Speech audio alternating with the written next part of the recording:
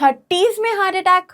जी हाँ, 30s में heart attack लगता है इम्पॉसिबल, लेकिन डायबिटीज का छुपा हुआ कनेक्शन आपको हैरान छोड़ देगा। तो चलिए इस वीडियो को ढंग से समझते हैं और अपने आप को भी और अपने आसपास के परिवारजन, दोस्तों को सब तक लेके जाते हैं ताकि किसी को भी ये कोई भी दिक्कत से जूझना ना पड़े।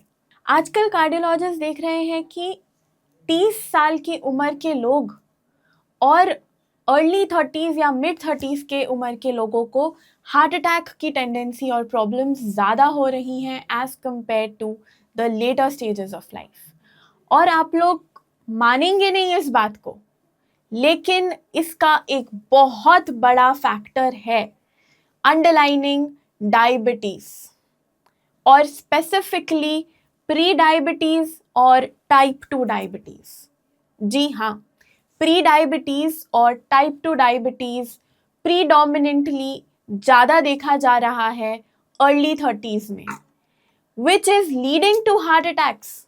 और वो क्यों हो रहा है, उसका जो पूरा कनेक्शन है और पूरा लिंक जो जुड़ा हुआ है वो इस चीज़ से है कि ओवर द टाइम आप लोग एक्सेस ग्लूकोज कंज्यूम कर रहे हो। सिर्फ शुगर खाना, एक्सेस शुगर लेना इज नॉट डायबिटीज। आप लोग ओवर द टाइम बहुत ज़्यादा ग्लूकोज कंज्यूम कर रहे हो।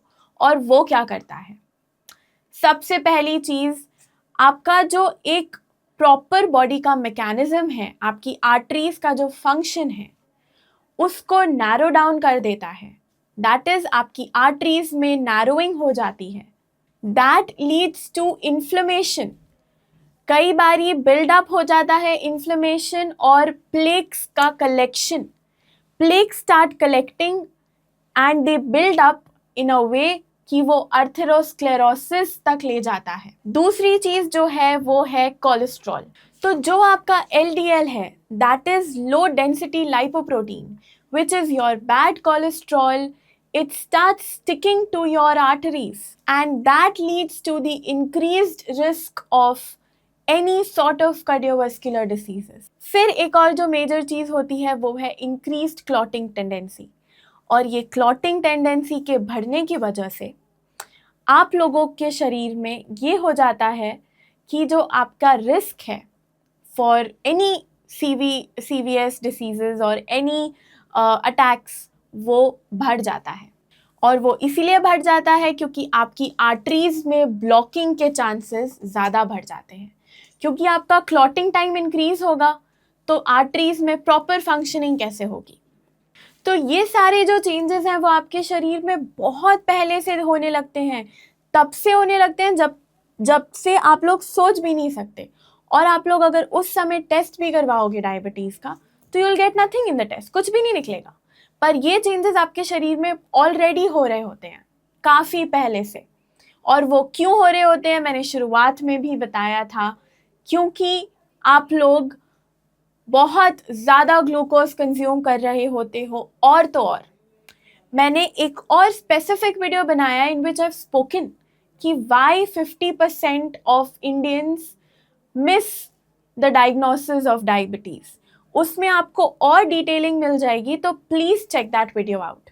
अब हम समझते हैं कि ऐसे कौन से सिग्नल्स आपका शरीर आपको देता है which you should not ignore. First thing is your weight. Weight आपको हमेशा चेक में रखना है। कहीं भी लग रहा है एकदम सडन इंक्रीज हुआ है या सडन डिक्रीज भी हुआ है तो please make it a point to go to the doctor and check it out and do the needful. अगर डॉक्टर आपको बोल रहे हैं चेकअप कराओ, टेस्ट कराओ, प्लीज़ उस समय आप लोग उससे पीछे ना हटें और टेस्ट और चेकअप अपना ज़रूर करवाएं। फिर अगर आपको बहुत ज़्यादा थकावट, बहुत ज़्यादा वीकनेस रह रही है, पर्सिस्टेंट फटीग, आप लोग को समझ नहीं आ रहा है कि ये हो क्यों रहा है, सब तो सही चल रहा था फिर भी क्यों हो रहा है, दैट इज़ वन रीज़न। बहुत ज़्यादा प्यास का बढ़ना, यूरिनेशन में टिपिकली आपकी फ्रीक्वेंसी बढ़ना, जितनी बार आप लोग यूजुअली जा रहे थे आप लोग उससे थोड़े ज़्यादा बार जा रहे हो। आप थोड़ा ज़्यादा पानी पी रहे हो जितना पानी आप पहले पी रहे थे उससे, और फिर भी ऐसा लग रहा है कि still I can drink more water. ये छोटी छोटी चीज़ों का ख्याल रखो। फिर हम बात करते हैं आपका ब्लड प्रेशर कहीं भी आप मेजर करवा रहे हो या मेजर एक्सीडेंटली हो गया है तो वो हाई आ रहा है, आपके कोलेस्ट्रॉल लेवल्स फ्लक्चुएट होते हुए नज़र आ रहे हैं अबनॉर्मली, उसको बिल्कुल नज़रअंदाज मत करो। Please wake up. एक छोटी सी भूल बहुत लंबी समय की दिक्कत आपको दे सकती है, तो प्लीज़ ऐसी इन चीज़ों को बिल्कुल नज़रअंदाज नहीं करना है। फिर फाइनली मैं बात करना चाहूँगी फैमिली हिस्ट्री की। अगर आपकी फैमिली में है हिस्ट्री ब्लड प्रेशर की, कोलेस्ट्रॉल की, so there is no need to worry, आपको कोई डरने की उसमें बात नहीं है। अगर आप लोग प्रॉपर प्रिकॉशंस लोगे और डाइट का ख्याल रखोगे, अपने वर्कआउट का ख्याल रखोगे, अपने लाइफस्टाइल को सुधार लोगे, तो आप लोगों को कभी कोई दिक्कत नहीं आएगी। बट आप लोगों को इस चीज़ की जागरूकता होनी बहुत आवश्यक है कि अगर फैमिली में हमारे ब्लड प्रेशर है या कोलेस्ट्रॉल है या मान लो इवन डायबिटीज़ भी है, तो हम लोग जैसे नॉर्मल लोग रहते हैं उससे थोड़े से ज़्यादा कॉशियस रह लें, उससे थोड़े से ज़्यादा हम लोग अपने टेस्ट के ऊपर इन्वेस्ट करें, क्योंकि वो हमारी हेल्थ ही तो है। हम लोग मेक श्योर करें कि हमारा हेल्थ चेकअप टाइमली हो रहा है, हम लोग टाइमली सब कुछ कर रहे हैं। सो ये चीज़ों का ख्याल रखना आपको काफ़ी इम्पोर्टेंट है। तो अब हम समझते हैं कि आपको अगर कोई भी अंडरलाइनिंग अगर कंडीशन भी है, मान लीजिए ब्लड प्रेशर है, कोलेस्ट्रॉल है, सो आप लोग कौन से ऐसे स्टेप्स फॉलो कर सकते हैं कि आपकी थोड़ी सी रिस्क लोअर हो जाए। सबसे पहली चीज़ जिसके ऊपर मैं बात करूँगी वो है लाइफस्टाइल।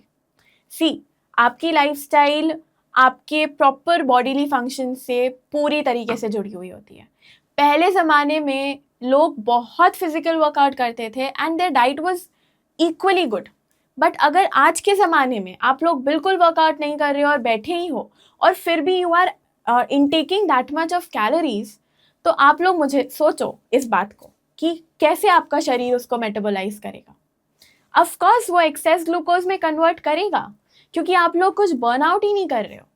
सो इसीलिए लाइफस्टाइल अगर सिडेंट्री है तो मेक श्योर कि आप लोग एक एक घंटे में 45 मिनट्स में उठें, चल के आओ, थोड़ा सा स्टेप्स हैं, स्टेप्स से ऊपर नीचे करो, लिफ्ट मत यूज़ करो, जितना हो सकता है उतना वॉक करने की कोशिश करो। 45 minutes to 1 hour is not difficult कि आप लोग निकाल के वर्कआउट कर सको। निकालो, वर्कआउट करो, कुछ भी करो, डांस करो, जुम्बा, एरोबिक्स, योगा करो, जिमिंग करो, whatever makes you happy. कुछ नहीं समझ आ रहा है, go for a walk, but do something. फिर इसी के साथ आपकी diet is also equally important which needs to be maintained well. Low glycemic diet, अच्छा खाना, ऐसा खाना जिसमें फाइबर और प्रोटीन की मात्रा थोड़ी ज़्यादा हो, कार्ब्स माइंडफुली सिलेक्टेड हो। फिर स्लीप और स्ट्रेस। स्लीप इक्वली इम्पॉर्टेंट है हॉर्मोन्स के प्रॉपर रिलीज में और उनको प्रॉपर सेटअप होने में। और स्ट्रेस तो हर चीज़ में प्रॉब्लमैटिक होता है, हर चीज़ में दिक्कत दिखाता है।